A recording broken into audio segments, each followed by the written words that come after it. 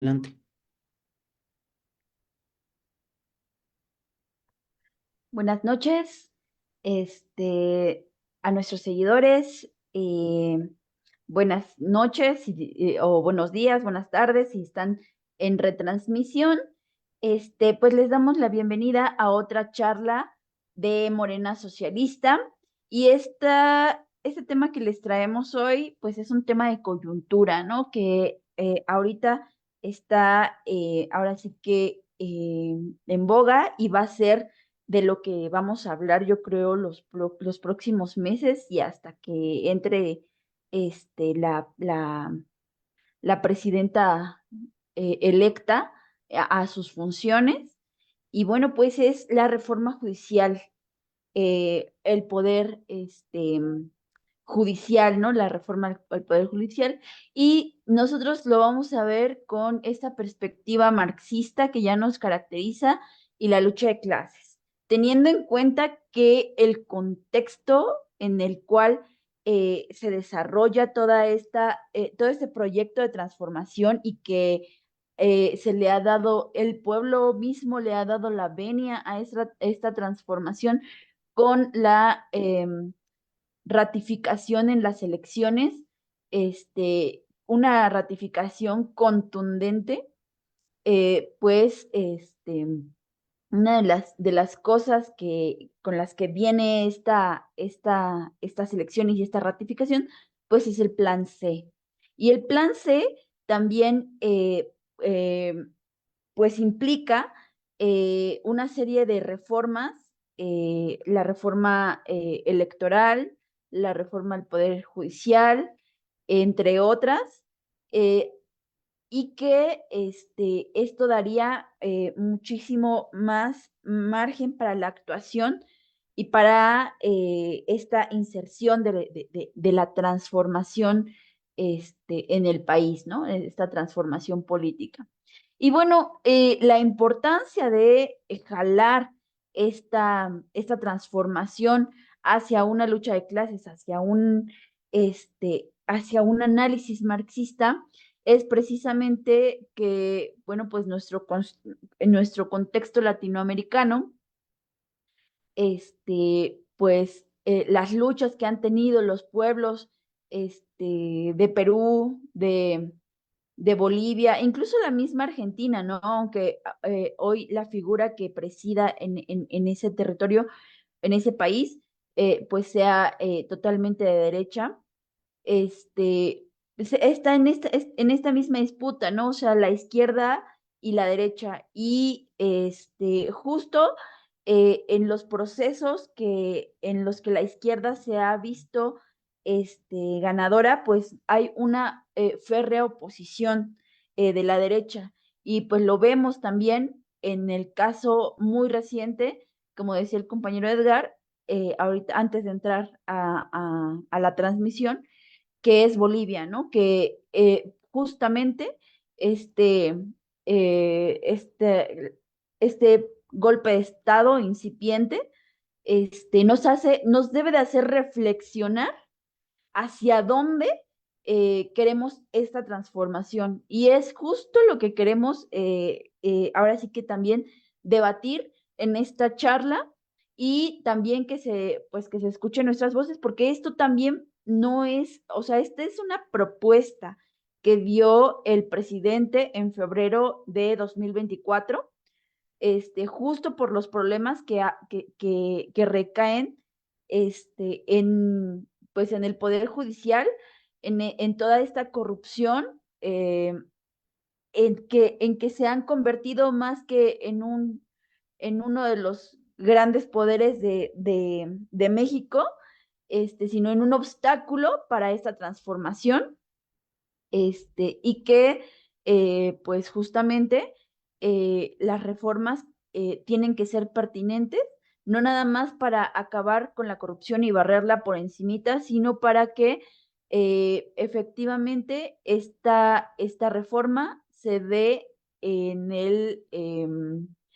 el marco del respeto al pueblo, en el marco de una reivindicación de clases sociales. Y bueno, para esto Bueno, pues están mis compañeros, está el compañero Gilberto Mayorga, Edgar López, Jonathan Romero y tenemos como invitado a Carlos González Araiza. Y bueno, pues vamos a hacer unas rondas. El documento de gobernación del gobierno de México tiene, enuncia cuatro objetivos. El primero es, como primer objetivo es una nueva integración de la Suprema Corte de Justicia de la Nación en el marco de la eficiencia, la austeridad y la transparencia en el máximo tribunal. Este, no sé si alguien nos quiere comentar acerca de esto. Bueno, miren, primero las propuestas. Propuesta A, se reduce el número de ministras y ministros de 11 a 9 integrantes. B, se reduce el periodo de su encargo de 15 a 12 años. C, se eliminan las dos salas. La Corte solo sesionará en pleno y sus sesiones deberán ser públicas. D, se elimina la pensión vitalicia, el de retiro, para actuales y futuros ministros y ministras. E, sus remuneraciones deberán ajustarse al tope máximo establecido para el presidente de la República sin excepción. Y bueno, pues no sé quién quiera comenzar en esta charla. Gil, adelante. Sí, gracias, buenas noches. Y buenas noches a quienes nos están siguiendo para este tema que, digo, es un tema como excesivamente importante, ¿no? Para todo lo que significa la política de la sociedad, la economía en el país. O sea, finalmente los tribunales, o sea, entendiendo el poder judicial en nuestro país, aunque digamos también a nivel general en el mundo, suelen ser los que el poder público que tiene la última palabra sobre una cantidad de temas. O sea, nuestro país ha sido patente en este proceso de reforma como los tribunales han abusado de esa prerrogativa de disponer la legalidad de las decisiones de los otros poderes. Incluso han llegado a suplantar, o sea, a la Cámara, al Congreso y al poder presidencial. Han llegado a suplantar en decisiones que, aunque en sentido legal pudieran corresponderles, pues se han ido más a la letra de la ley, ¿no? Han revocado decisiones del Congreso, se han incluso entrometido en la organización de las discusiones del Congreso. Eso ha sido muy patente y ha sido muy eficazmente denunciado, por ejemplo, por el presidente en sus conferencias y en sus declaraciones. Ah, Ha sido una denuncia bastante eficaz entre la población sobre las características del Poder Judicial, al grado de que esta reforma que se ha emplazado, pues, o propuesto, ha tenido gran apoyo, tanto en las urnas como en la última encuesta que se efectuó por parte de Morena, donde pues es patente, ¿no? El apoyo que haya a una reforma del Poder Judicial. Digo, pues, se puede decir mucho de la forma en que está constituido el Poder Judicial y el papel que juega en la corrupción del Estado. O sea, eso yo creo que es bastante patente. Sobran ejemplos de sentencias que van en contra de la justicia, aunque se apoyan en mil alegatos legales o legaloides inclusive, pero que a final de cuentas dependen de jueces corrompidos, ya sea mediante el dinero o mediante los privilegios. Pero lo más relevante es en qué medida esa corrupción pues es propia del sistema, ¿no? Incluso va más allá, finalmente la corrupción de los tribunales es la corrupción del Estado, es la corrupción que emana de toda la organización del Estado, y que favorece pues finalmente a una clase, es una clase social, la clase capitalista y grupos de intereses bien establecidos. Tanto así que los procesos judiciales, para empezar, son caros. O sea, llevar a cabo un proceso judicial de cualquier índole es costoso. O sea, ya de entrada. Tan solo por mantener los trámites, dedicar el tiempo, dedicar el esfuerzo, dedicar el suficiente recurso a pago de abogados y demás, se vuelve oneroso, se vuelve privativo para quien no tenga los recursos. Eso es bien sabido. En cambio, quien tiene dinero, pues paga costosos bufetes que escarban, investigan y sobornan a jueces para obtener beneficios. Ahí está el caso muy patente, ¿no? O sea, finalmente así ha jugado Ricardo Salinas Pliego, se ha jugado con abogados, bufetes y pues sí, es presionando al Poder Judicial, por decirlo menos, para no pagar impuestos. Y han pasado 20 años en que un magnate pues se vale de esos recursos, digamos, legaloides o legales para no pagar lo que debe al Estado. Es decir, jugando con una parte del Estado contra otra parte del Estado, que finalmente el interés del Estado en medio de una sociedad capitalista, pues es la defensa de los derechos de clase, de la clase capitalista. Desde luego, la cuestión no es sencilla o mecánica, ¿no? No podemos decir que los poderes del Estado, y en este caso el Poder Judicial, responden automáticamente a los intereses de tal o cual grupo. O sea, sí pueden ser los tribunales más o menos facciosos, más o menos orientados hacia una fracción de clase o un grupo. Pero pues llega un punto en que eso puede convertirse en una contradicción, se puede convertir en un obstáculo incluso para el mismo desenvolvimiento más o menos adecuado del Estado. Y eso es lo que ha estado ocurriendo ahora, cuando los intereses privados litigan contra el mismo Estado, contra el gobierno en turno, o incluso pues se vuelven un problema en general de la gestión natural del Estado.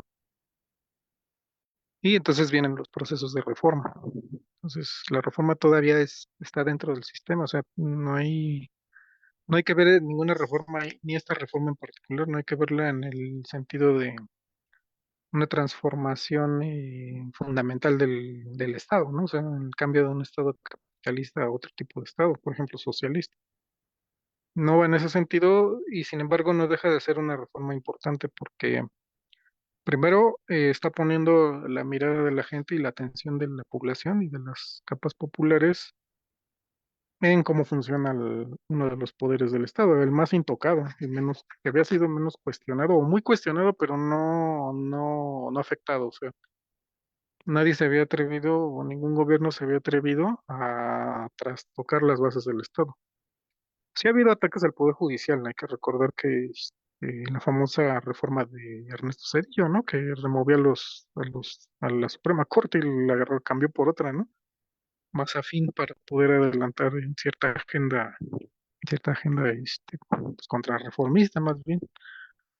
Sin embargo, el Poder Judicial, pues, como siempre ha funcionado a favor de los gobiernos del llamado periodo neoliberal, pues lo había continuado haciendo hasta ahora. Entonces, prácticamente sin que se cuestionara cómo funciona y sin que se buscara más allá de su funcionamiento todas esas turbulencias y corrupción.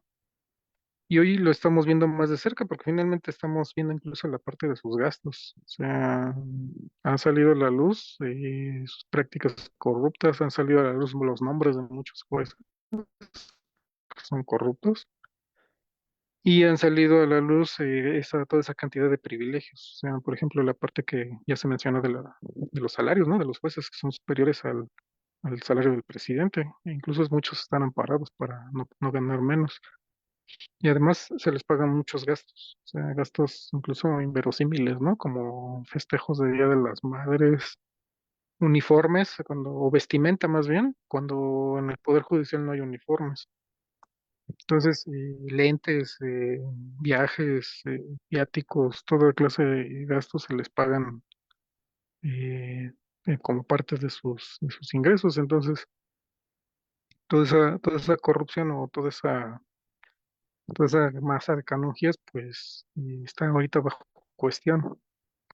Y en ese respecto son un poco impotentes, ¿no? En el sentido de que no pueden, no pueden evitar ese cuestionamiento por la mera exhibición de la toga, ¿no? O sea, la toga no, pues nunca ha tenido mucho valor en México, pero como en términos de propaganda, ¿no? O sea, la imagen del juez corrupto, pues, es muy antigua. De lo que quieren valerse más bien es como de la tradición, ¿no? O sea, de la, toda esa herencia española, ¿no? Los letrados que dirigían el imperio colonial, que se imponían de esa manera, ¿no? O sea, como que los jueces modernos tienen mucho de esa herencia colonial del letrado español, ¿no? Que por ser un leguleyo podía tener esa una influencia más allá de su verdadera capacidad. Pero pues ahí, ¿qué lo dejaría para que continuemos la ronda? Gracias.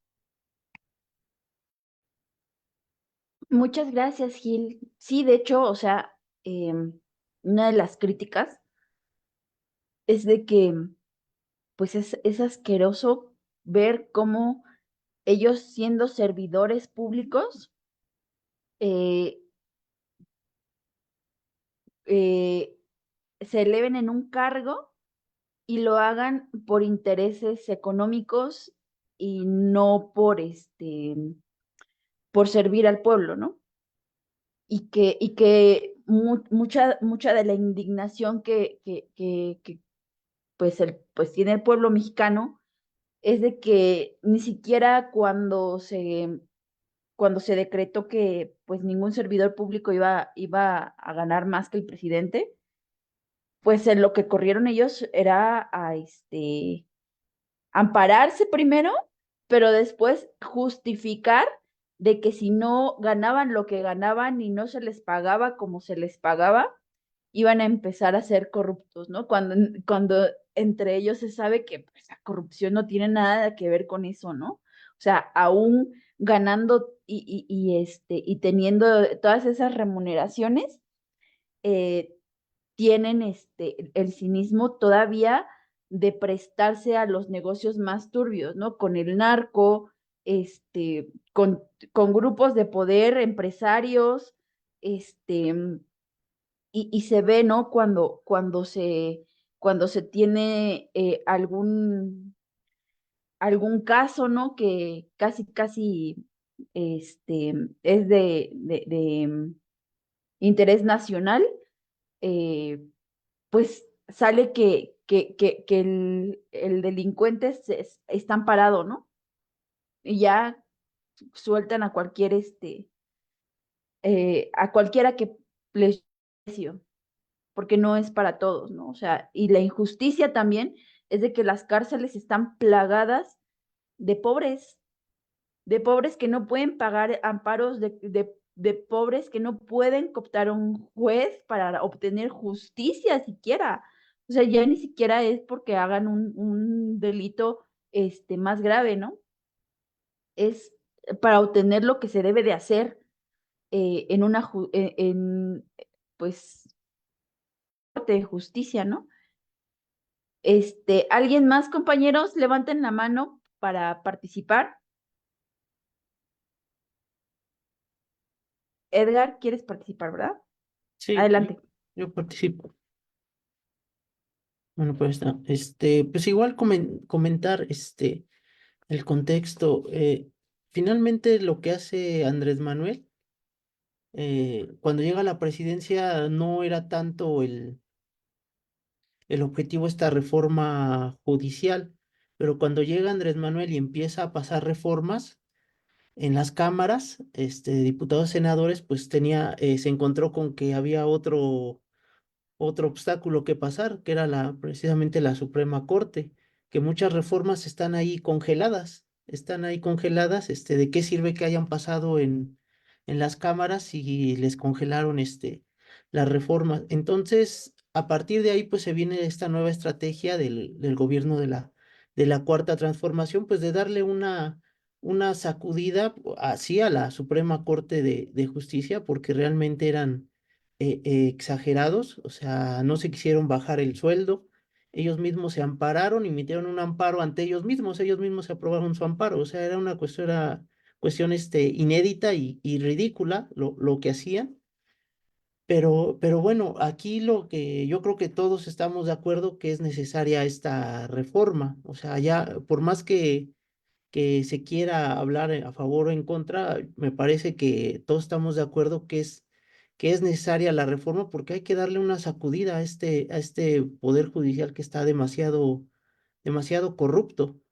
Pero lo que nos parece sí necesario mencionar es que es importante mencionar todo el contexto de la lucha de clases y que esta reforma no puede quedarse ahí. O sea, de nada sirve una reforma dentro del capitalismo si la corrupción sigue estando en el capitalismo. O sea, lo que nosotros venimos diciendo es que finalmente las leyes en este sistema económico pues, están diseñadas para proteger al sistema económico capitalista. O sea, finalmente dentro del capitalismo es ilegal robarte un pan, ¿no? Ahí sí te condenan, pero ¿qué tal hacer concesiones millonarias? Eso está completamente legalizado. Y como se mencionó, o sea, esto es igual que cualquier otro servicio o acceso dentro del capitalismo. O sea, la ley, si tú tienes dinero, pues ya lo hiciste, pero si no tienes dinero, pues ya te amolaste. O sea, realmente es lo que sea venido comentando.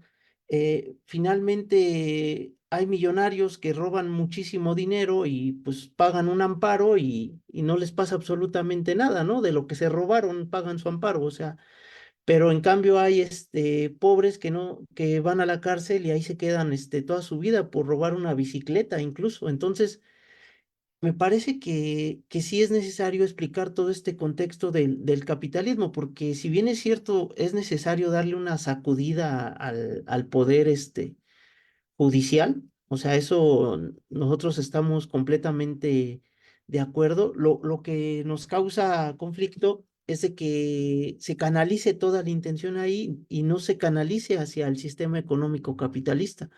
O sea, que finalmente es ahí donde está el gran problema del asunto, porque finalmente tú puedes tener muy buenas leyes, tú puedes tener la mejor constitución del mundo, ¿no? Que en algún momento quizá la tuvimos de las mejores, pero ¿de qué sirve si no se respeta en la vida real?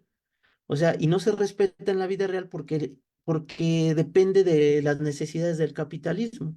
O sea, ¿cuántas veces hemos visto que se violan leyes a diestra y siniestra? Cuando fue el fraude electoral en 2006, no les interesó hacer un fraude electoral y violarse todas las leyes que quisieron. O sea, la burguesía lo hace y se salta, ¿no? Y incluso aunque haya una reforma judicial y esta pase en un momento álgido de lucha de clases, pues también se las van a pasar por el arco del triunfo. O sea, lo que hemos visto es situaciones como lo que ocurrió hoy en Bolivia. O sea, que está la izquierda tratando de hacer cuestiones democráticas, pero en cualquier momento, pues siempre va a estar boicoteado, ¿no? Y si de plano se avanza sobre estas cuestiones, pues va a llegar el ejército y te va a aplastar, o sea, te va a detener, ¿no? Que es la fuerza máxima del Estado capitalista, el ejército. Entonces, me parece que hay que ponerlo más que nada en esa situación, pero mientras yo lo dejo ahí.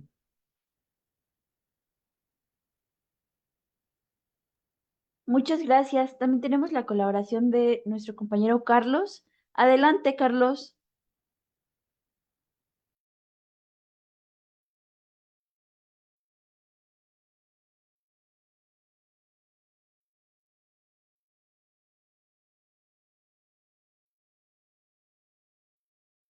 Carlos, no sé si ya encendiste el micrófono o no te escucho. Yo tampoco escucho.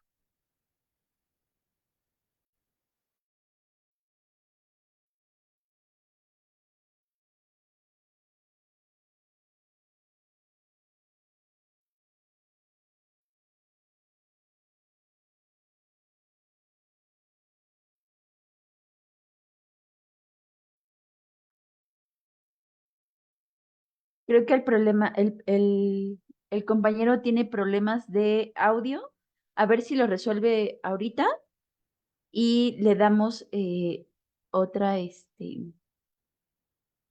eh, otro turno, ¿vale? Gilberto, ¿quieres comenzar en lo que Carlos resuelve su problema técnico? Sí, ahorita a ver si ahorita lo escuchamos. Nada más rápido antes de cambiar la ronda, mencionar que, bueno, el ideal reformista muchas veces es reducir, ¿no? Los aparatos burocráticos, por ejemplo, por eso disminuir la cantidad de jueces, ¿no? En la Suprema Corte, como que quitarlo de las salas, ¿no? Y hacer que sesionen a veces todos juntos, todo eso como va en ese sentido, ¿no? Digo, ya los juristas ya nos explicarán, ¿no? O sea, un poco más sobre esa cuestión, ya vendrá un debate en términos técnicos, bla, bla, bla. Pero yo creo que lo importante es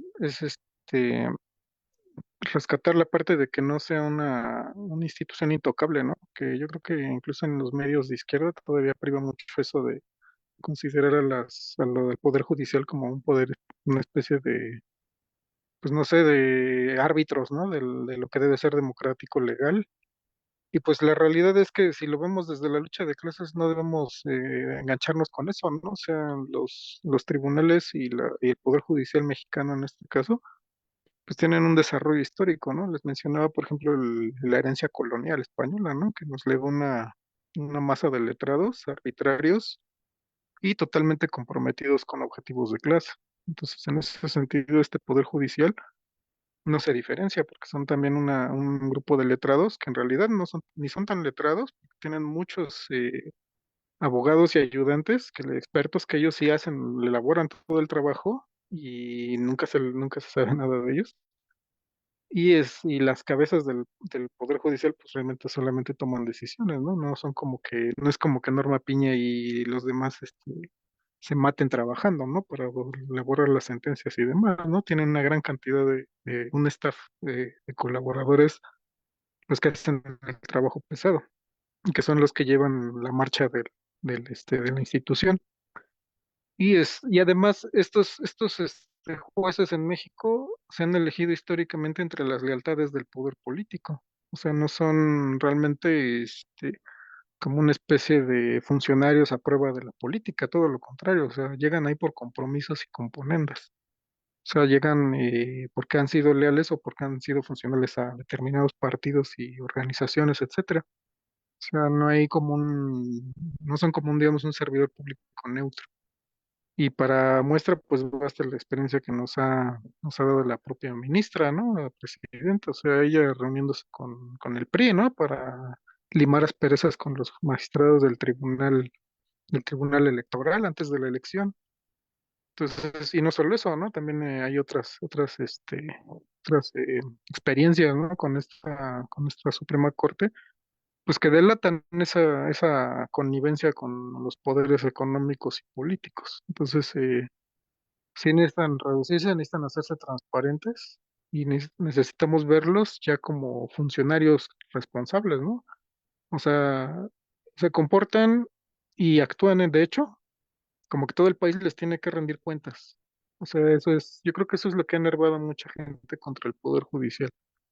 O sea, estos funcionarios, parece que todo el país, no solamente los funcionarios públicos, sino todo el país, incluyendo los votantes, tenemos que rendirles cuentas, cuando en realidad como funcionarios tienen que ser transparentes y tienen que dar cuenta de cómo actúan, cómo deliberan y cuánto más están ganando, ¿no? Cuánto dinero y qué cantidades están ganando para esas actividades, cuánto devengan.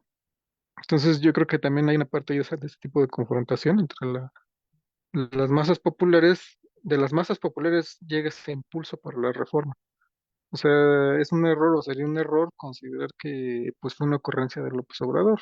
Evidentemente su gobierno se vio bloqueado por la acción del Poder Judicial, pero también está la cuestión de que las masas populares tienen esta percepción, o sea, y han sufrido en carne propia la acción de un poder reaccionario como es el Poder Judicial, sobre el cual realmente las masas populares hasta el momento no han tenido manera de incidir.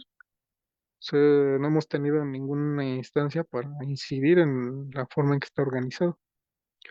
tal vez sea el momento. Entonces, y de ahí viene, por ejemplo, que el reclamo popular de la reforma. Y ahora sí que el reclamo popular es un reclamo de clase. Así, digamos, debemos entenderlo. Pero bueno, ahí lo dejo. No sé si compañeros pueden integrar o bueno, pues adelante. Muchas gracias, Gil. Yona, no sé si vas a participar en esta ronda o en las siguientes. Carlos González, qué bueno que ya creo que te saliste y volviste a entrar. A ver si ahora sí se escucha tu micrófono.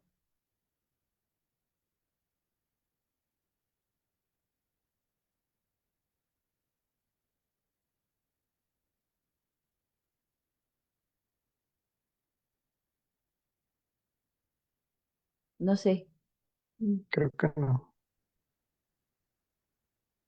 Ahora sí creo que no. Pues, no sé si alguien quiere participar sobre este mismo objetivo más. Pues a ver, eh, yo comento mientras algo, en lo que a ver si los compañeros se animan o resuelven ahí lo del problema de su audio. Este, comentar que, o recordarle a los que nos siguen, obviamente no estamos haciendo un análisis muy técnico de estas reformas. De hecho, por ahí el Instituto de Formación Política de Morena está haciendo algunos foros. Por ahí vi hay unos que estaba Lenia Batres explicando quizá más el aspecto técnico o jurista, ¿no? Se le podría decir, pero nosotros hay que recordar que nosotros lo que buscamos es verlo desde el punto de vista de la lucha de clases y en este contexto del capitalismo. Y es una situación que no lo hace, o sea, no lo hacen los dirigentes de Morena, en el entendido de que pues no quieren avanzar, ¿no? Hacia esa lucha contra el capitalismo, o sea, quieren omitir cualquier mención hacia el capitalismo, hacia la lucha de clases. Las masas pues avanzan instintivamente hacia la revolución. Pero ¿qué pasa? Que cuando salen al movimiento, pues llegan estos políticos y le dicen, no, no, no, espérate, no, revolución, no, mejor, primero hagamos una reforma y veamos si por ahí de manera pacífica se puede hacer. Finalmente lo que hacen los reformistas es contener el movimiento en vez de organizarlo. Porque finalmente alguna reforma, o sea, es necesaria una reforma judicial, por ejemplo, para aprobar leyes, la ley de las 40 horas laborales, por ejemplo, sería necesario. Me parece que nosotros viendo desde el punto de vista de la lucha de clases, pues tendríamos que apostar a la movilización social. O sea, finalmente una de las herramientas que tiene el proletariado dentro del capitalismo es la movilización social. O sea, no hay más. Por ejemplo, tú vas, yo lo veo aquí en mi ayuntamiento, están las calles llenas de baches, ¿no? Finalmente, no tenemos agua, tampoco te dan, pipas ni nada. Son gobiernos de reformistas, ¿no? Gobiernan aparentemente los de Morena. Este, pero tú vas y haces un escrito para pedir, agua o pedir pipas, pues no te atienden. Pero ¿qué pasa si te organizas con todos tus vecinos y te plantas en el ayuntamiento? O cierras una calle o bloqueas la avenida y no los dejas entrar hasta que te cumplan, ¿no? Tus demandas. Pues ahí verás que entonces sí es como te hacen caso. Y ese es el poder popular. Esa es la única forma de organización real que tiene el proletariado dentro del capitalismo. Lo demás nada más es como tenerlo ahí entretenido, darle vueltas.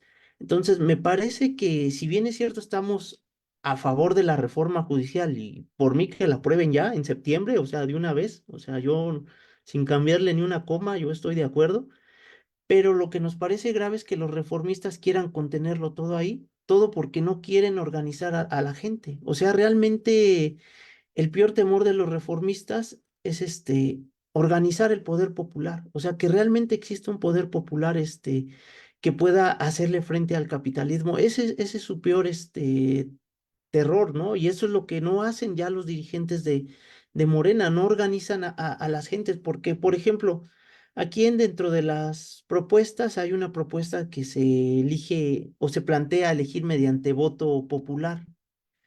Entonces entiendo que esto es un poco como la democracia burguesa. O sea, finalmente la democracia burguesa, pues es lo mismo que ya explicábamos aquí. Si tienes dinero, ya le hiciste como candidato, pero si no tienes ni un peso, no vas a figurar en la política.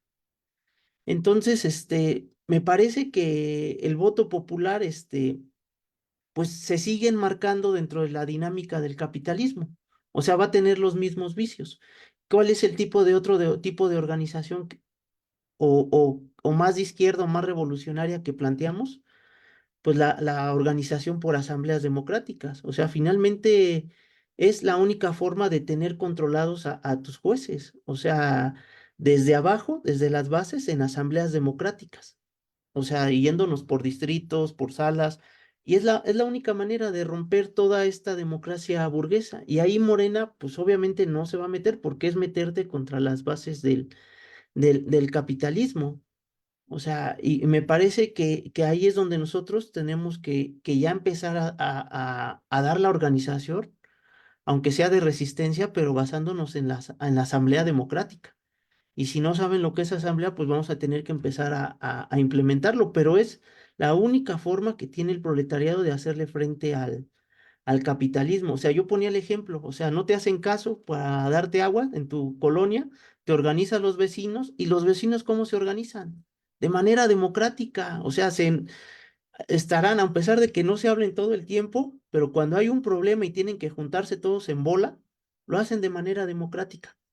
Ese es el verdadero poder popular y me parece que es lo único que puede ser realmente como un cambio más de fondo, ¿no? Dentro del sistema capitalista. Entonces, bueno, yo mientras lo dejo ahí, recomendaría lo del Instituto de Formación Política, que a lo mejor se van en cuestiones más, juristas, ¿no? Legales. Nosotros aquí le vamos a dar otra perspectiva también, que no se le da ahí. Entonces, bueno, yo mientras ahí dejo mi comentario.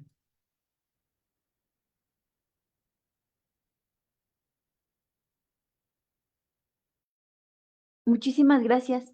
Compañero Carlos, nos avisa que se va, creo que ya se fue.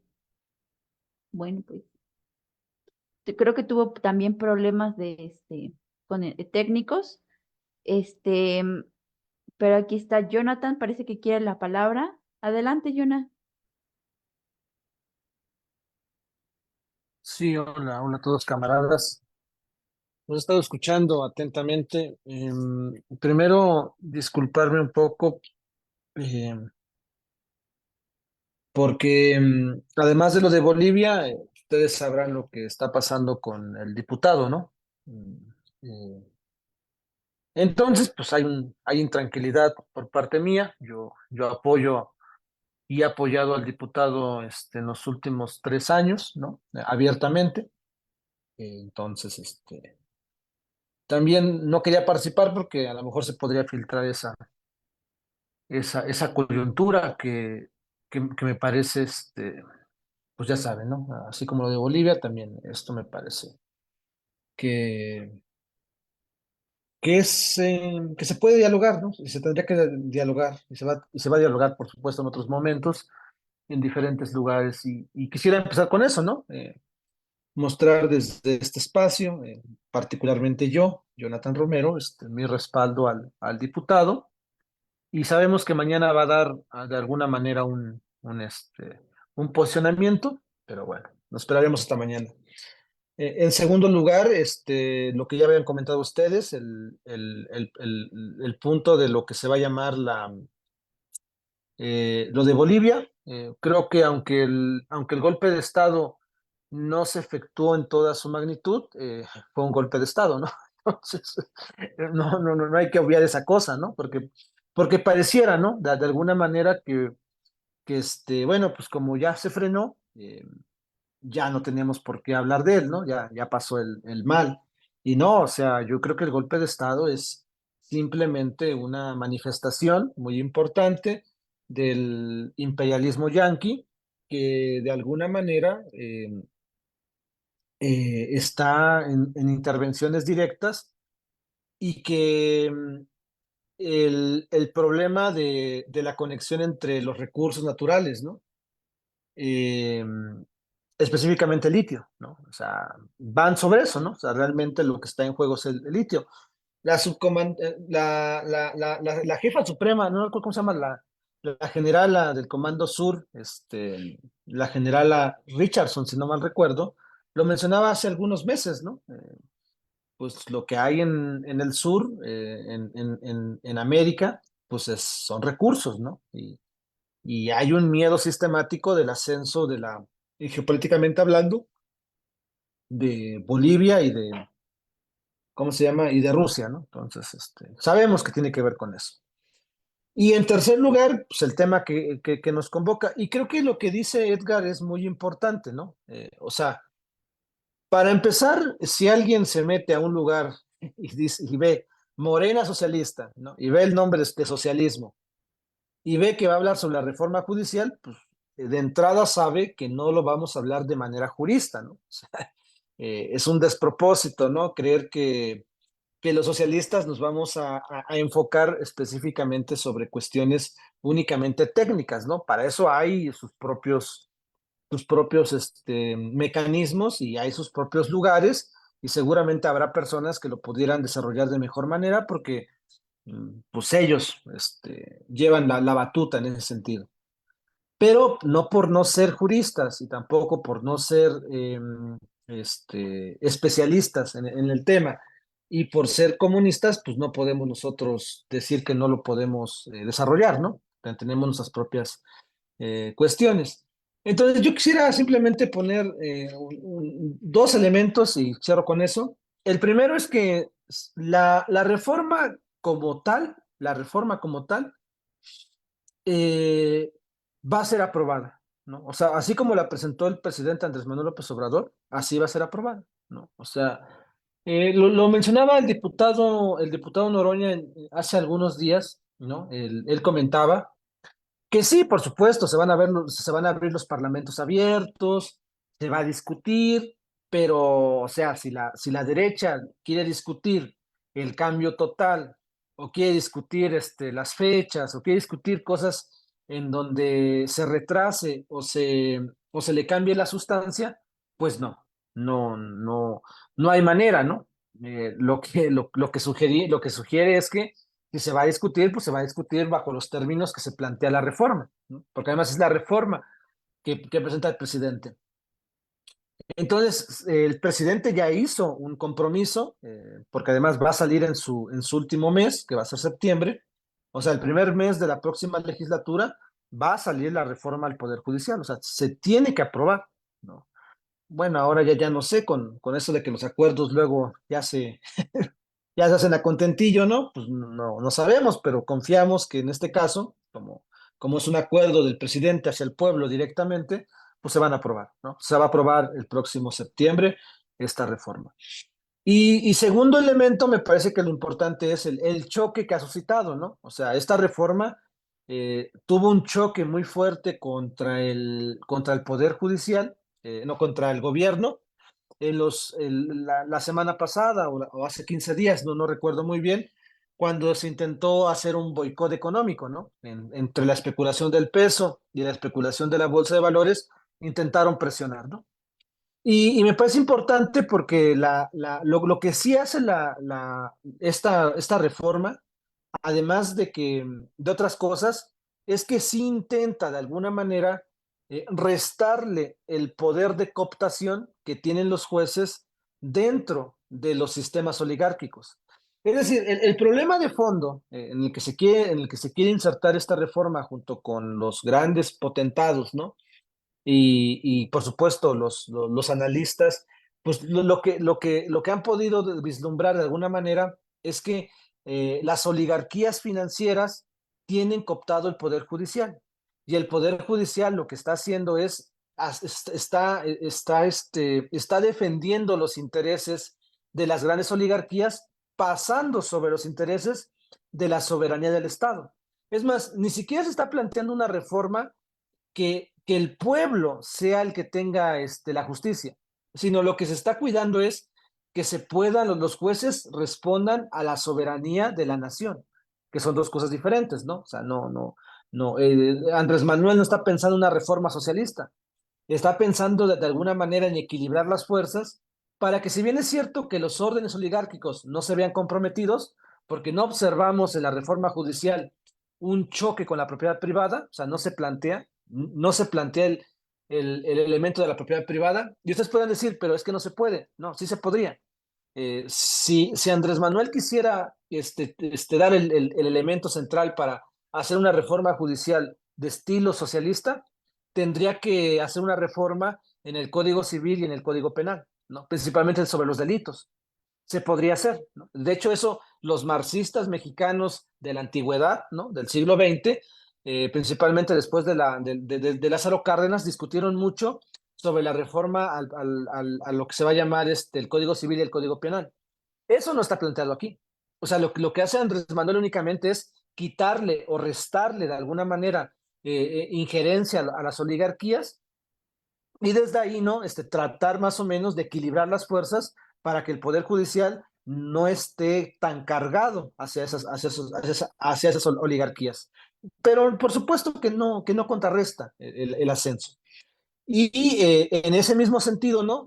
Yo lo que diría en términos generales es que esta reforma es necesaria, sí, sí, sí es necesaria, y también es necesaria porque recordemos cuál es el motivo de esta reforma, ¿no? Es decir, el otro motivo es que el Poder Judicial se ha convertido en un poder sobre otros poderes, ¿no? O sea, recordemos que hasta en eso, ¿no? O sea, Andrés Manuel está simplemente alegando o está incorporando los propios ideales democráticos burgueses, ¿no? La división de poderes. Y la división de poderes es muy importante, ¿no? Porque lo que está pasando, muy a pesar de lo que ya los analistas de derecha, es que la división de poderes no está garantizado en nuestro país, porque el poder judicial puede ser más poderoso que el poder legislativo, ¿no? Y aquí el problema es que el Poder Judicial no está siendo o no es representado por el pueblo. O sea, el pueblo no vota por el Poder Judicial, no es de representación popular. Entonces, ¿cómo es posible que una secta de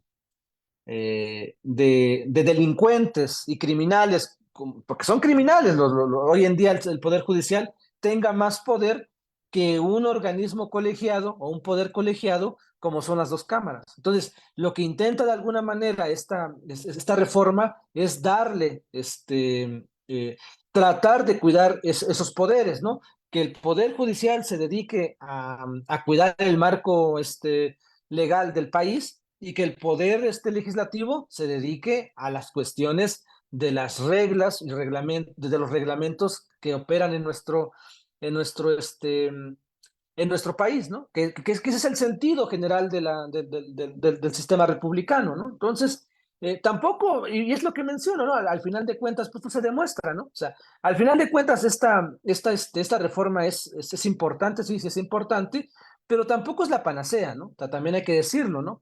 Porque sigue siendo una reforma que está dentro de los límites de la democracia burguesa, ¿no? O sea, simplemente intenta aspirar a llegar a ser una democracia perfecta, pura, y creo que desde ahí hay que plantearlo desde mi muy propio punto de vista. Entonces, no estoy diciendo que no, que porque sea liberal no hay que apoyarla, ¿no? La apoyamos abiertamente porque sabemos que es un paso decisivo, pero también habría que decir que dentro de estos órdenes no está en el sentido de la avanzada, pero que es mucho más fácil intentar aspirar a hacer una segunda reforma mucho más poderosa con que pase esta que está. O sea, es decir, el sistema judicial podría llegar a un sistema judicial socialista con una reforma como la de Obrador. Es más fácil que llegue con una reforma de Obrador que con un poder judicial como está ahorita, ¿no? Y se me olvidaba, ¿no? Que después ahí me desvié, pero tiene que ver con cuando mandó Andrés Manuel la reforma energética y la reforma electoral. ¿Quién se la paró? Pues primero, la mayoría calificada, ¿no? Pero segundo, ¿quién se la paró? En las leyes secundarias, pues fue el Poder Judicial.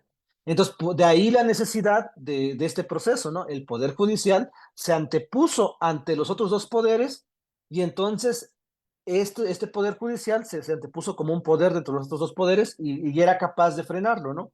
Entonces yo creo que ese sería el sentido de lo que hoy estamos comentando y creo que sí, hay que apoyarla y la seguimos apoyando. Creemos que en septiembre va a salir, esos son los acuerdos, otra vez lo menciono, pero también luego cuando pasan estas cosas, ya ven que los acuerdos se hacen a contentillo, entonces pues esperemos que no, esperemos que se cumpla creo que se va a cumplir. Y cerraría con lo que empecé, ¿no? Manifestar otra vez, ¿no? Que en esta coyuntura que nos tiene también con lo del diputado Noroña, pues yo en lo personal, cierro con él y que, bueno, pues no voy a hacer una extensión sobre el tema, pero sí me parece importante desde mi parte, desde particular punto de vista, no dejar de notar ese pequeño detallito, ¿no? Gracias, camaradas, los escucho. Muchas gracias, Jonathan. Qué bueno que nos traes a colación este tema tan importante también del diputado Noroña, que concuerdo contigo. También hay que ponerlo en la mesa. Yo creo que aquí nada más de pasada, porque el tema ahora sí que nos centramos en otro, pero no deja de tener su relación, ¿no? Su importancia en el contexto en el que estamos viviendo este plan C y estas zancadas, ¿no? Para a la transición y a una transición democrática, ¿no? Porque justamente el segundo objetivo de este documento y que nos transporta a pues, a los objetivos de esta reforma es la elección por voto popular, ¿no? Que ya, de hecho, que ya lo habías comentado, ¿no? Y nos habla también ese documento de, bueno, uno, la selección de las candidaturas que van a ser propuestas por el Poder Ejecutivo, 10, el Poder Legislativo, otras 10, y el Poder Judicial, otras 10 candidaturas. Y de ahí se va a tener un proceso democrático para que el pueblo pueda elegir cuál de las candidaturas pues es la favorita o más ad hoc, etcétera, ¿no? Eh, y habla sobre el proceso electoral, sobre las campañas, sobre las impugnaciones de resultados, sobre las reglas específicas, y que también esto, o sea, es bien importante, ¿no? Porque estas reglas específicas incluso habría que tener más cuidado, ¿no? O sea, porque en realidad estos procesos que se le piden al, a la Suprema Corte debería ser en todos los niveles, ¿no? Y en todos los niveles, empezando por el partido que los promueve. O sea, poner el ejemplo, y evitar también todas estas, ahora sí que, eh, pues, cosas no específicas, ¿no? Que como han pasado. Y sobre todo, yo también criticaría un poco que las elecciones de las que ahora sí que yo podría quejarme, es del uso de instituciones privadas como las encuestadoras, en los procesos democráticos, en donde debería ahora sí que participar el pueblo directamente, ¿no? Así aquí, ¿no? O sea, porque, bueno, dicen de los tiempos de radio, de el proselitismo, etcétera, etcétera, pero intuyo yo un voto directo, y que, bueno, pues yo creo que es como lo mejor, ¿no? Y que también viene aunado con el papel de las instituciones que se dedican a estos procesos democráticos, ¿no? Porque, bueno, pues son más procesos democráticos, una participación ciudadana, ahora sí que también muy, pues centralizada, porque no es una participación ciudadana como tipo asamblea, ¿no? Es ahora sí que una institución en donde se centraliza todos estos procesos y que, bueno, al fin y al cabo, estas instituciones que participan, pues todavía son altamente corruptas, ¿no? Y las reglas del juego todavía, pues, pues, no sé, o sea, todavía están poco claras, ¿no? No sé si alguien quiera tomar este tema. Adelante. Sí, gracias. Bueno, yo creo que ha sido como el tema más discutido, ¿no? En las redes, en los medios, en general en la discusión ha estado como más presente, ¿no? Y es lo que llama más la atención, la elección de los jueces, ¿no? Por votación.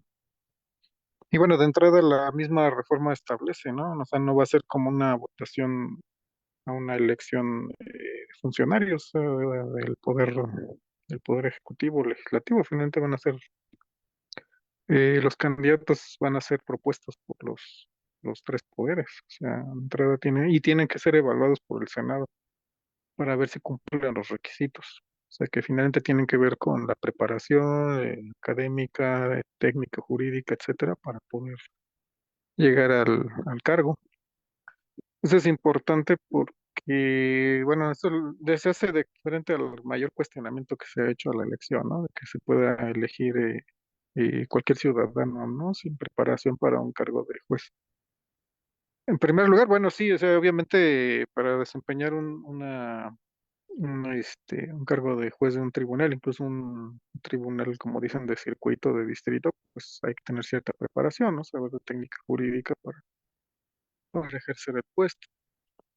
Pero también hay mucho ese reflejo clasista, ¿no? De que considera que los funcionarios son como súper expertos, ¿no? En lo que realizan y la realidad es que muchos no lo son. O sea, sí pueden tener los títulos, pero no necesariamente la preparación. Muchas veces los mismos tribunales y la Suprema Corte están integrados en cuerpos técnicos no electos, sino funcionarios contratados para realizar el grueso del trabajo, el grueso, o sea, elaborar realmente los dictámenes, toda la parte técnica, las staffs que trabajan, ¿no? O sea, finalmente el trabajo en una sociedad capitalista más o menos desarrollada está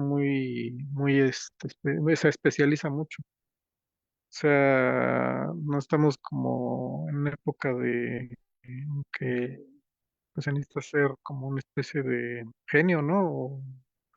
O digamos, super ser humano para realizar determinadas tareas. Generalmente las tareas más complejas son realizadas por equipos de trabajo, ya sea en la ingeniería, en la organización del Estado o en la misma técnica jurídica. O sea, de entrada sí hay como un tanto ese reflejo clasista, ¿no? Que ve o quiere ver a los jueces como una especie de genios, ¿no? Genios togados para que resuelvan los casos más difíciles. Y no es tanto así. Pero no es del todo descartable, ¿no? O sea, finalmente está bien que sean de alguna manera seleccionados, ¿no? Para poder ser electos. O sea, finalmente es como un paso más allá de lo que tenemos ahora, ¿no? De que, pues en realidad, pues simplemente si vemos el currículum de muchos de los jueces de la Suprema Corte, pues no, en realidad no dan tanto el ancho, ¿no? De lo que se supone que deben tener. Y sin embargo están ahí y hacen su trabajo, ¿no? O sea, como que no hay tampoco mucho cuestionamiento de eso. Y debería haberlo. Entonces, eso por un lado, ¿no? O sea, la cuestión de que sean candidatos de los tres poderes es como para ver ese equilibrio. Digamos, es mucho esta propuesta, esta reforma está reflejando mucho el pensamiento de los grupos de reforma, ¿no? Reformistas del obradorismo. Y pues se ancla un poco en la historia, ¿no? En la historia cuando precisamente la Suprema Corte era electo, ¿no? El presidente de la Suprema Corte era electo, como lo fue el mismo Juárez. Pues de ahí viene toda esa carga, ¿no? De tradición de la democracia llevada como más allá, ¿no? Un poco más allá de los límites de lo que tenemos. Entonces sí nosotros de entrada pues podemos decir que estamos de acuerdo, porque finalmente y considero que sí es un paso bastante radical de lo que hemos tenido, pero el hecho de que esté tan cercano, pues lo hace pues, bastante positivo, ¿no? O sea, hace 10 años ni siquiera nos podríamos plantear, ¿no? Que pudieran llegar a ser siquiera elegidos dentro de ternas, ¿no? Los jueces de la Suprema Corte. Finalmente, siempre han llegado por compromisos políticos de los partidos y de los gobernantes en turno. O sea, frente a eso, esto es un avance pues, realmente grande. O sea, no hay que menoscabar la distancia que separa lo que se está proponiendo de lo que sigue vigente y que trae una historia ya de corrupción muy larga. Entonces, en ese sentido, pues sí podemos pues, decir que es muy positivo, porque es un gran avance con respecto a toda esa carga histórica. Claro, dentro del socialismo nos propondríamos más bien ya otros términos, ¿no? O sea, por decir algo, tendría la vigilancia de la Corte, también dentro de la reforma que vienen los siguientes puntos, pues es la vigilancia, ¿no? De la- de las actividades de la Corte, la cuestión de la judicatura. Nosotros, en un programa ya más orientado hacia el socialismo, más hacia la izquierda, pues ya diríamos que esa vigilancia tendría que ser un poder popular, o sea, tendría que ser una asamblea popular que realmente examinara la actuación de la Corte y la calificara. O sea, iríamos más allá. Por ejemplo, nosotros diríamos una propuesta ya todavía más a la izquierda, pues nosotros iríamos a la propuesta, por ejemplo, desaparecer los bufetes de abogados. O sea, desaparecer la profesión del abogado como un oficio privado. O sea, todos tendríamos que tener el mismo derecho a la misma defensa. O sea, nosotros propondríamos que el ejercicio de la defensa legal dejara de ser un negocio.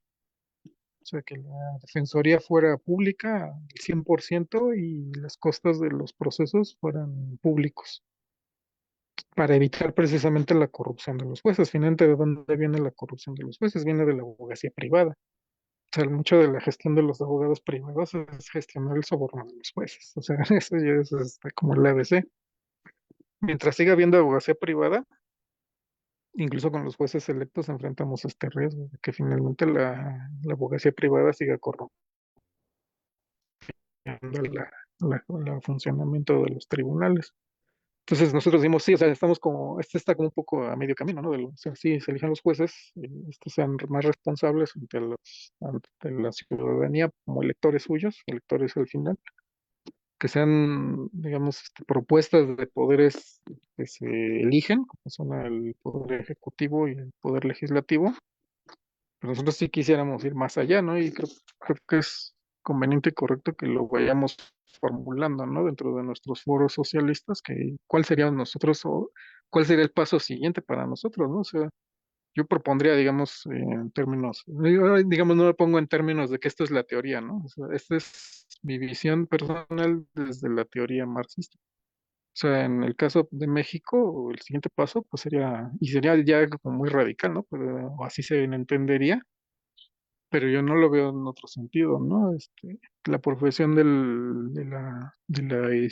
la gestión de casos legales tendría que dejar de ser privada. Mientras siga siendo privado, vamos a enfrentar estos casos. Y la otra es esa parte del poder popular. O sea, el poder popular tiene que estar representado directamente en la revisión de la actuación legal. Claro, este tipo de medidas o reformas más allá solamente pueden ir acompasadas con el movimiento de la lucha de clases.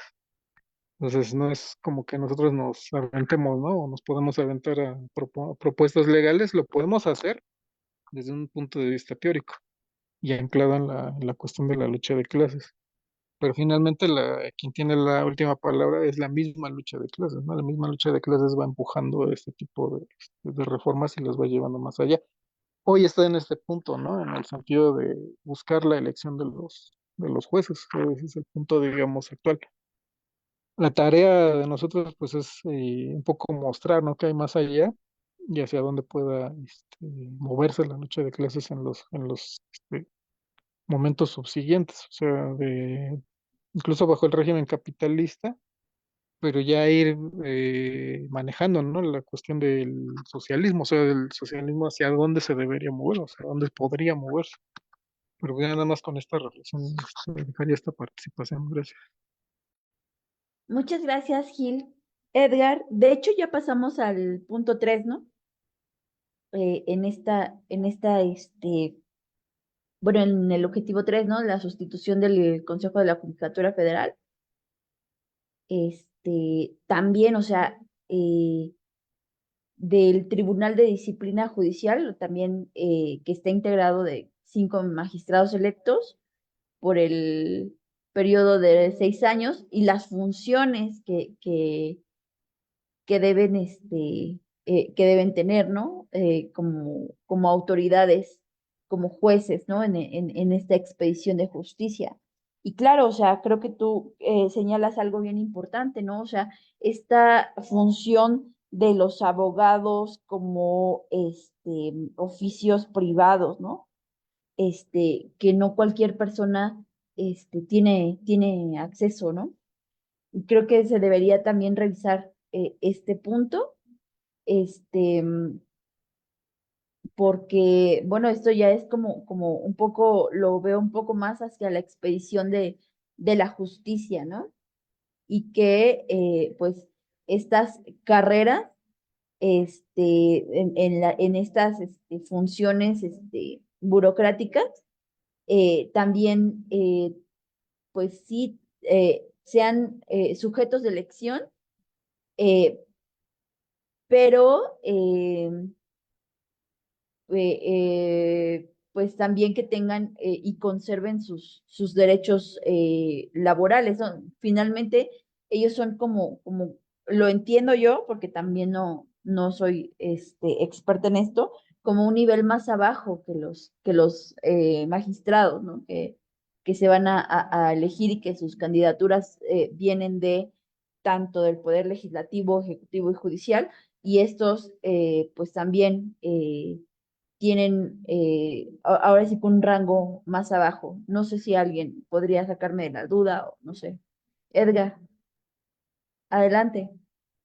Sí, sí, bueno, ya quizá ya son más cuestiones técnicas. Yo aquí quisiera regresar a algo. Por ejemplo, hemos dicho que esta reforma pues se enmarca dentro de la democracia burguesa. Por ejemplo, lo podemos ver dentro del partido Morena. El partido Morena no es un partido democrático, o al menos se enmarca dentro de la democracia burguesa, porque este método de elección de encuestas, ya lo hemos dicho, solamente le favorece al que tenga más dinero para llenarte de espectaculares y lonas. Si tú no tienes dinero para llenar de espectaculares y lonas, pues no figuras en las encuestas. Entonces es como la democracia burguesa. Entonces, pues no podemos esperar mucho. Dentro de Morena se da el choque porque pues hay gente que trae este instinto proletario y está la élite de los reformistas demócratas burgueses, pues obviamente se da el choque, o sea, se da el choque y yo creo que es un reflejo de lo que también proponen estos demócratas burgueses o reformistas, ¿no? Esta idea de la encuesta, o sea, como tipo panacea para solucionar todo el tipo de problema. Pues me parece incluso que sí, yo no le veo incluso mucho avance en ese sentido, ¿no? O sea, siempre se favorece al que tiene más dinero en la encuesta. Y eso se ha hecho. Entonces, me parece que ahí se están dando los choques de discusión. Yo ya lo he comentado dentro del capitalismo. eh, Existen dos tipos de democracia y esto es porque existen dos clases sociales. Es la democracia burguesa o la democracia proletaria. O sea, no hay más. Y cuando Morena plantea hacer esto en términos de la democracia burguesa, pues está haciendo un retroceso porque la gente está avanzando hacia cuestiones proletarias. Ahora, ¿cuál sería una salida socialista? Y lo voy a plantear así muy general y creo que ya hay un escrito, no lo estoy inventando yo ahorita, pero si quieren una respuesta de cuál sería la relación de un Estado proletario, en un tipo de revolución, pues váyanse al Estado y la revolución de Lenin. Ahí lo explica perfectamente y de manera muy clara y muy concreta. Y Lenin da cuatro pequeños puntitos, pero que te destrozan todo el Estado capitalista y que no se toca dentro. Miren, voy a mencionar uno. Representante obrero con sueldo obrero. Esa es una máxima del marxismo que no se implementa ni en Morena ni en esta reforma. ¿Cómo alguien que esté dentro de un órgano del Estado va a ganar más de la gente que representa? Cuando todos ganamos el salario mínimo y estas personas ni siquiera se manejan en esos términos. Me parece que ahí tendría que ajustarse. Obviamente entendemos que no van a ganar lo mismo que a lo mejor un magistrado, lo que gane un obrero, ¿no? Albañil o algo así, ¿no? Me imagino que son obreros calificados que requieran un poco más, de sueldo, pero aún así, tendrían que entrar dentro de este margen, ¿no? O sea, creo que dentro de las pensiones está este margen de 1 a 10 salarios mínimos. O sea, ese es el tope que te dan. No puedes ganar más de 10 salarios mínimos. El mínimo, pues, es el de la subsistencia, pero quizá ahí es cuando se podría, acortar, y esa es una máxima del marxismo que ya explicó Lenin y sobre todo del análisis de la lucha de clases, y esto es algo que no lo ponen en nadie, ¿no? Entonces, ¿cuánto sería 10 salarios mínimos? De 1 a 10 salarios mínimos, entre 6 a 60,000 pesos mensuales. Nadie se ajusta a eso, ni de los estándares de Morena se ajustan a eso. Entonces, ahí es un punto que toca Lenin y me parece importante. Otro punto que nuevamente lo toca en el Estado y la Revolución y que también aplica aquí, pero perfecto. O sea, lo que dice Lenin es elegibilidad y revocabilidad de todos los cargos. O sea, ya cuando alguien llegue a los cargos ya tiene que ir con su renuncia presentada. En el momento en que el pueblo quiera quitarlo, lo quite. O sea, no hay esa revocabilidad. Ahorita ya se da la revocabilidad, la revocación a lo mejor a nivel presidencial, pero tiene que ser en todos los niveles del Estado. O sea, un funcionario público tiene que entrar con su renuncia. Así como cuando al proletario te hacen firmar tu hoja en blanco en recursos humanos, de renuncia en blanco, pues así tiene que ser, pero no en blanco. O sea, aquí ya es directo. ¿Quieres ser funcionario público? Tienes que estar sometido a la revocabilidad en cualquier momento y tienes que estar sometido a la elegibilidad en cualquier momento. O sea, en cualquier momento la asamblea te elige y en cualquier momento la asamblea te quita. Ese sería un auténtico poder popular. Aquí todavía estamos hablando de que las propuestas van a ser de los actores políticos, o sea, de la élite política. ¿Quiénes entran ahí? Los Batres, los Monreal, o sea, todas estas familias, aunque sean más izquierdosas que los neoliberales, pues siguen siendo una élite política.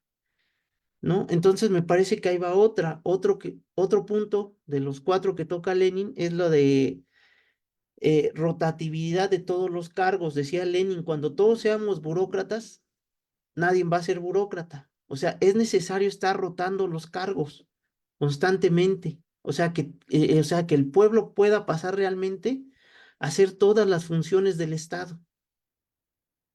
O sea, eso es algo que no se contempla. O sea, aquí todavía son periodos bastante amplios. Me parece que se justifican con esta idea de que necesitan personas muy especializadas. Ya lo comentó Gil. O sea, sí, podrán tener doctorados y tener toda su vida en la administración pública, pero si tienes una ideología de derecha, ¿de qué te sirve eso? ¿No? No te sirve de nada. Entonces ahí es donde entra el conflicto de la lucha de clases. O sea, claramente se puede hacer unos cargos en 3 años y se tienen que ir rotando, porque si no se pegan ahí, ¿no? Hacen costra casi, casi ahí los funcionarios y adquieren más poder. Ahí rómpeles el poder precisamente con esto que plantea Lenin. O sea, son de estas cuatro. Y el último cuarto punto que plantea Lenin, pues es lo de ningún ejército permanente, el pueblo en armas, y creo que eso tiene que ver mucho con lo que está pasando en Bolivia. O sea, si tú tienes un ejército permanente, ya se demostró este poder del capitalismo, en cualquier momento se va a situar encima de ti, creen que tienen poderes absolutos porque tienen armas, tanques, son generales de no sé qué tanta tontería, ¿no? Y por eso se sitúan por encima. creen que tienen la fuerza. Entonces Lenin, para romper eso, plantea abiertamente ningún ejército permanente, el pueblo en armas. Y eso es algo que tampoco se plantea, o sea, dentro del ejército sigue siendo intocable, dentro del Estado mexicano, incluso con Andrés Manuel, ¿no? Claro, Andrés Manuel no te va a dar una orden como hacían los expresidentes pasados, ¿no? De irte a reprimir una marcha, pero el ejército sigue haciendo esas funciones. O sea, hay muchos generales que se mandan solos.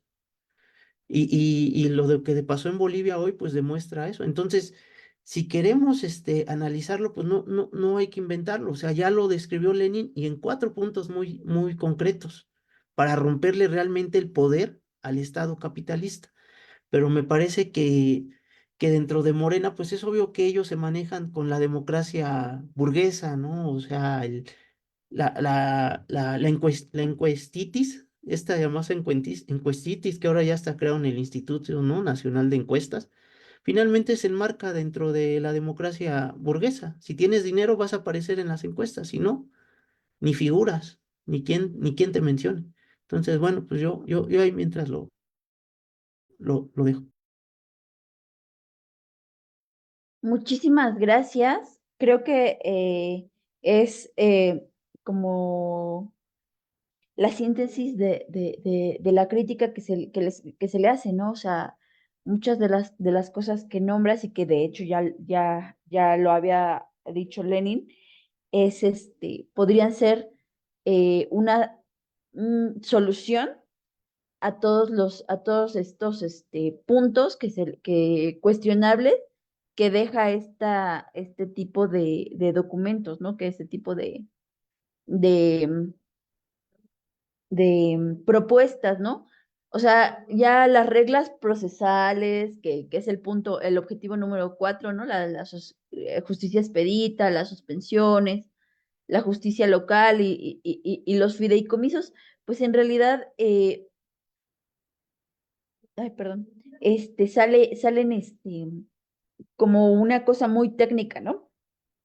Eh, ya son como supeditadas en lo mismo que existe, sin hacer como este gran cambio, ¿no? Y el gran cambio que sí se necesita es, pues sí, o sea, sí vas a elegir a los representantes, pero van a tener un sueldo como obreros, o sea, van a poderse revocar, etcétera, ¿no? O sea, Gilberto, adelante.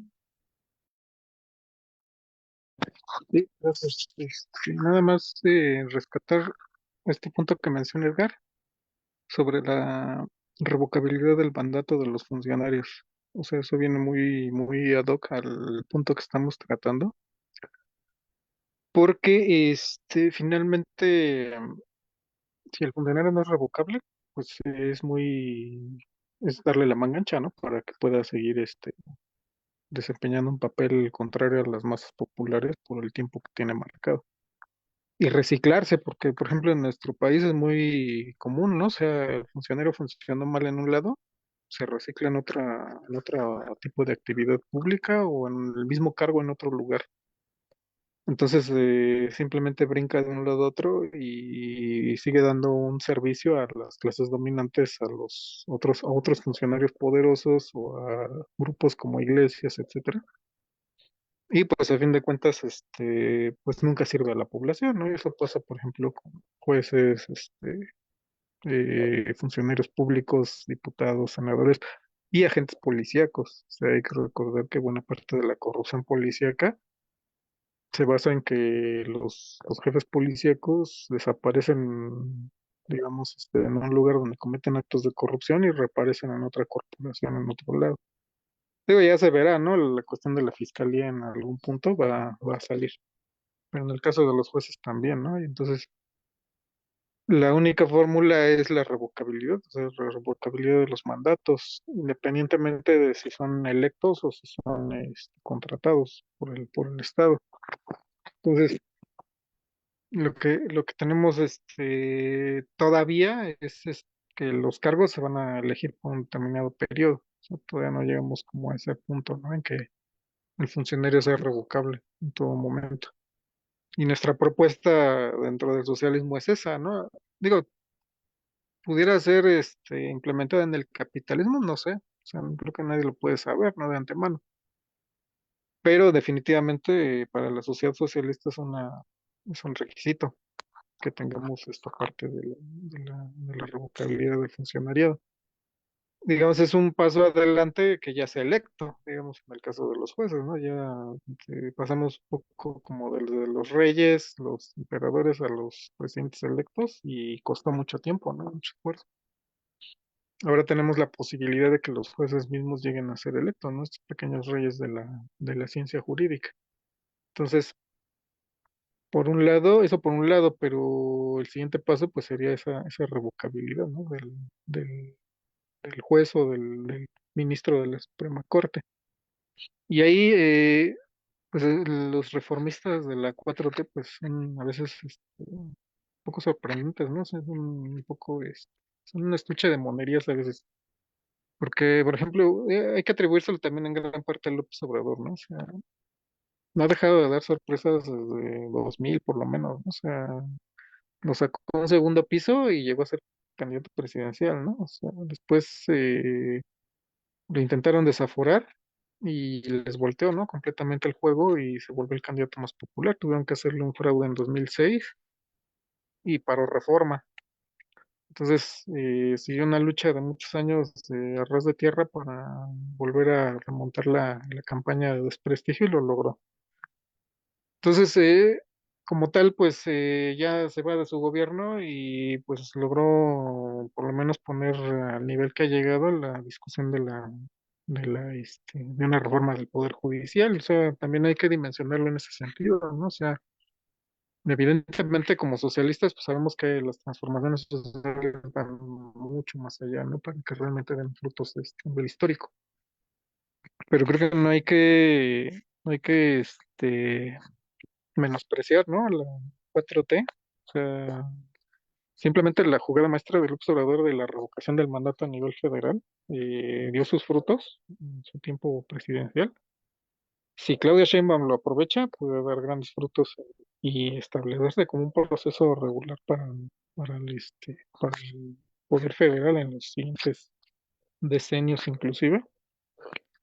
Entonces, esta reforma del Poder Judicial, que yo creo que no hay menoscabo en decir que es un proceso histórico, o sea, a la escala del país, a la escala de la sociedad y el momento en que nos encontrábamos en 2018, o sea, de 2018 para acá es poco tiempo para este tipo de cambios, entonces, y proviniendo de un movimiento netamente reformista, ahí no hay, creo que ninguno estamos en desacuerdo en caracterizarlo como un movimiento reformista, que sin embargo da cosas como estas, ¿no?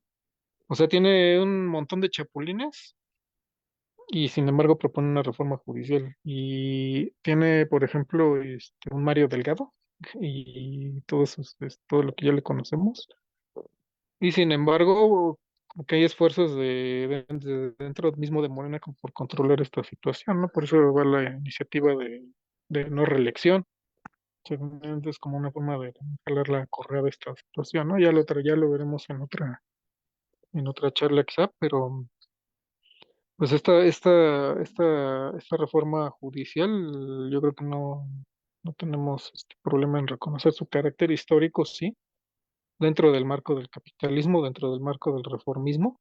Bien podían haberse pasado el sexenio sin siquiera proponer algo así, o sea, finalmente es sabido que López Obrador llegó a acuerdos con Arturo Saldívar para sacar adelante reformas, movió los hilos propios del Poder Judicial como lo encontró y sacó adelante varias cosas, no las principales que se esperaban, pero también hay que recordar que Claudia Sheinbaum podría renovar gran parte de la Corte durante su periodo de gobierno con las condiciones que están actualmente y tomar el control, o sea, de la Suprema Corte.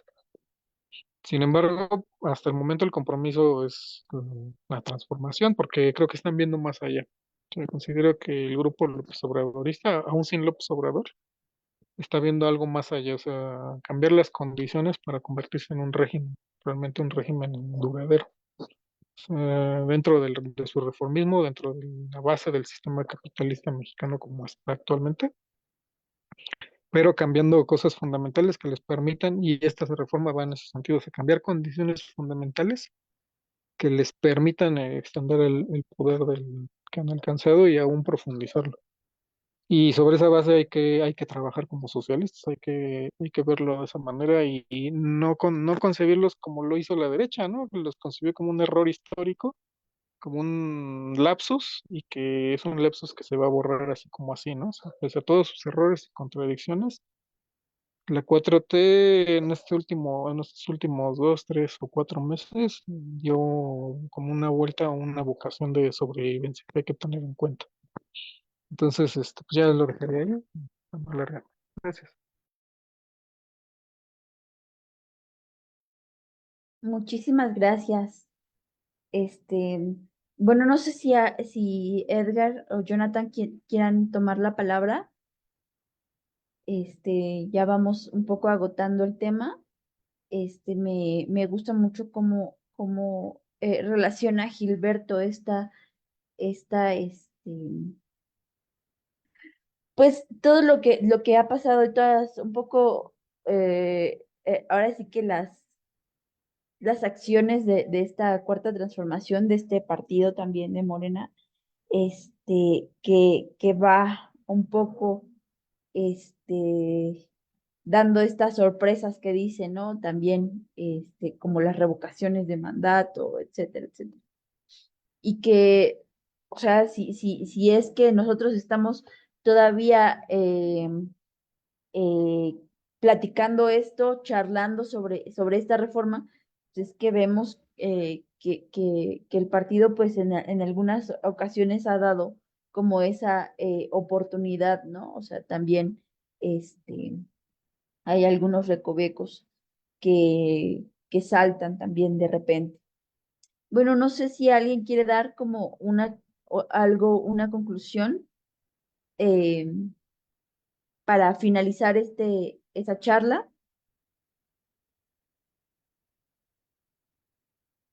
Entonces, aquí la dejamos.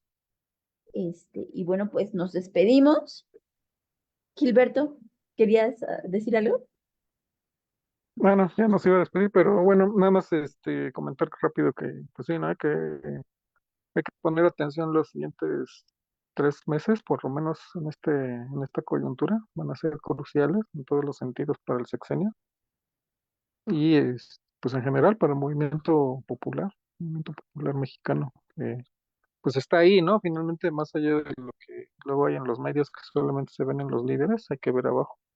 O sea, abajo se está moviendo y hay que ver en qué dirección y pues bueno, luchar para que esa dirección sea una verdadera transformación del país. Gracias. Pues muchas gracias. Con esto concluimos también y los esperamos en las siguientes charlas que tenemos cada miércoles y que bueno, pues vamos a compartir con todos ustedes. Esperemos que nos sigan. Tenemos redes sociales, estamos en Facebook transmitiendo en vivo todos los miércoles, pero también pueden ver los videos grabados en el canal de YouTube de Morena Socialista y también algunas interacciones que hemos tenido en la comunidad de Twitter. Y bueno, pues sin más por el momento, se despiden sus compañeros, camaradas, Morena Socialista y hasta luego. Gracias. Buenas noches.